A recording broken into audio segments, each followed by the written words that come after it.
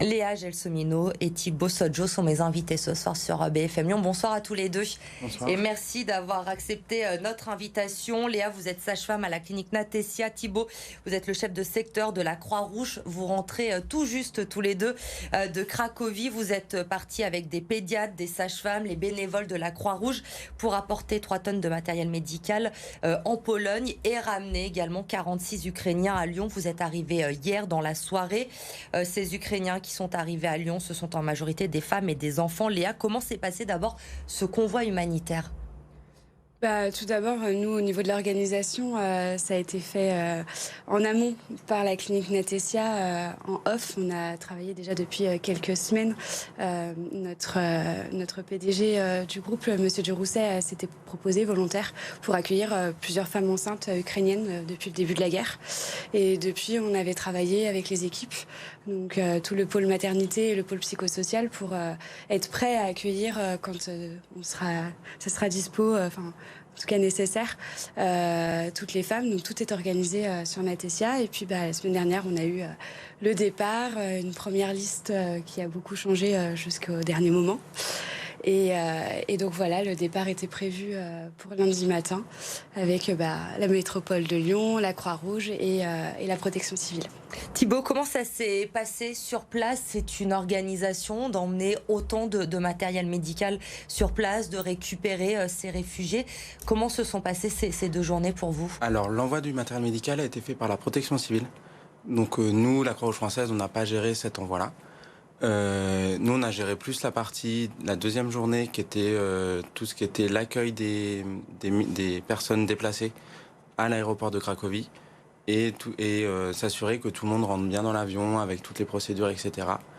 Donc, ça a été on a dû vraiment organiser de manière très timée la deuxième journée parce que on était dans le flou de savoir à quelle heure arrivaient les bus et on savait en gros les personnes qui devaient venir, mais jusqu'au dernier moment, on avait un inconnu des personnes qui montraient dans l'avion en fait. 46 personnes qui sont montées dans cet avion hier à vos côtés, donc qui sont arrivées à Lyon, je le disais, majoritairement des femmes et des enfants.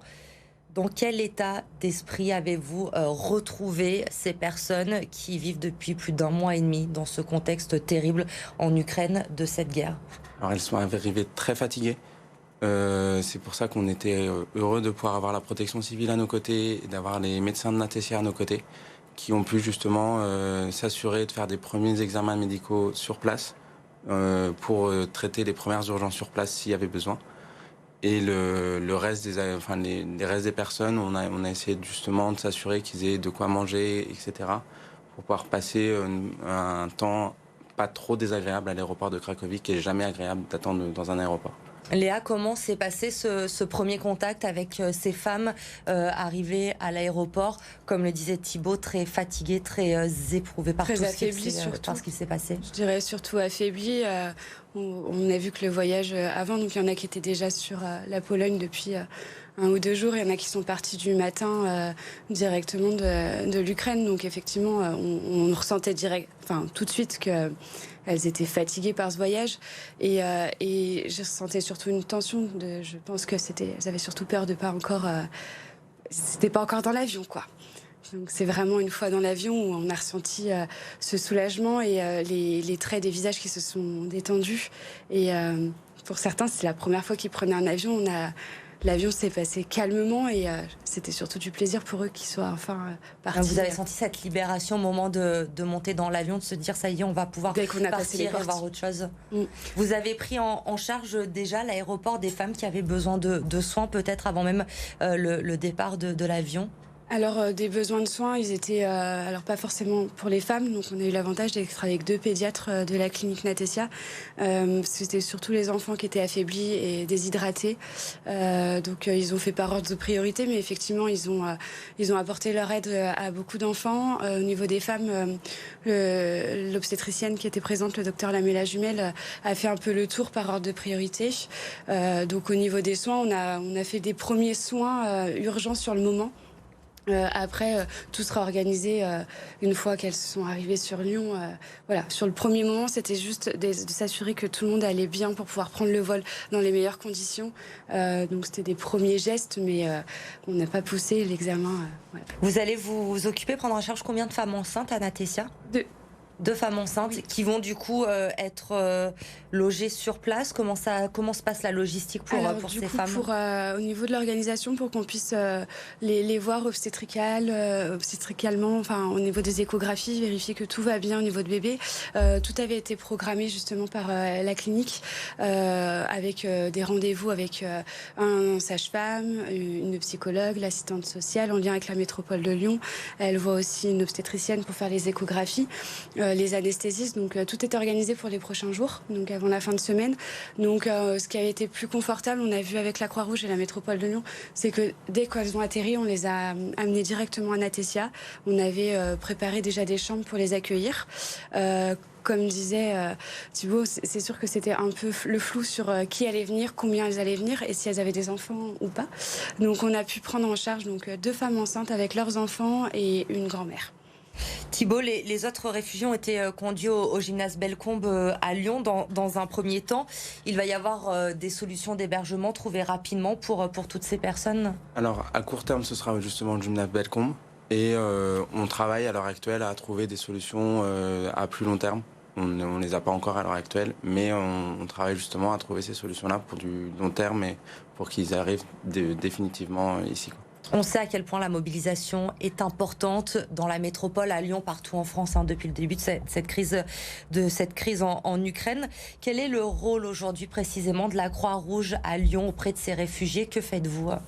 On fait de l'accueil, on va faire de l'accueil en gare, on va faire de l'accueil sur des sites provisoires, de l'accueil sur du passage, simplement du passage pour pouvoir que les gens puissent avoir un lieu où dormir une nuit quand ils sont en transit. Et après, on est en lien avec les différents organismes pour justement trouver des solutions à plus long terme pour les familles qui le désirent. Qu'est-ce qui vous a marqué tous les deux, question commune, de ce voyage, de ces 2 jours passés en Pologne, à Cracovie, dans ce contexte terrible? Vous gardez quelle image aujourd'hui? Léa, peut-être pour commencer. C'est un peu tôt, je crois. J'ai pas encore eu le temps de refaire le point. Effectivement, on s'est couché très tôt ce matin. J'ai pas encore pris, moi, personnellement, le temps de repenser à tout ce qui s'est passé. J'ai juste eu l'impression que nos quelques heures ont duré beaucoup de temps aujourd'hui. Enfin, j'ai eu l'impression d'être partie depuis 10 jours. C'était des heures intenses, mais non, très contente d'avoir pu participer à cet événement, qu'on ait pu... que Natessia ait pu s'investir dans ce projet pour aller les aider sur place et les accompagner jusqu'ici. Plutôt une fierté, je pense, de notre équipe d'avoir pu monter tout ça en quelques temps. Et une bonne cohésion entre la protection civile, la métropole de Lyon et la Croix-Rouge. Tout de suite, il y a une très bonne cohésion d'équipe. Tout s'est très bien dégoupillé. Ouais. Thibaut, vous gardez quoi, vous, de ces 2 jours? Alors moi, pareil, c'est trop tôt pour que j'ai vraiment des choses que je puisse garder vraiment sur le long terme, mais je sais que quelque chose dont on peut être fier, c'est la coopération qu'on a eue tous ensemble. Et notamment la coopération qui a pu se mettre en place aussi grâce au travail des traducteurs sur le terrain, sans lesquels on n'aurait pas pu faire ce qu'on a pu faire maintenant. Et puis le travail mis par l'ensemble des associations, l'ensemble des organismes autour de la table, qui ont permis justement la bonne réalisation de ce déplacement. Merci à tous les deux en tout cas d'être venus ce soir pour nous partager votre expérience, nous raconter ce qu'il s'est passé pendant ces 2 jours. Merci à vous. Demain, 7h15, les invités de Bonjour Lyon, Cyril Collot et Thierry Boisrivant. Il sera question du quart de finale retour de la Ligue Europa de l'Olympique Lyonnais face à West Ham demain, donc à partir de 7h15. BFM Lyon mobilisé tout au long de la journée pour vous faire vivre cet événement.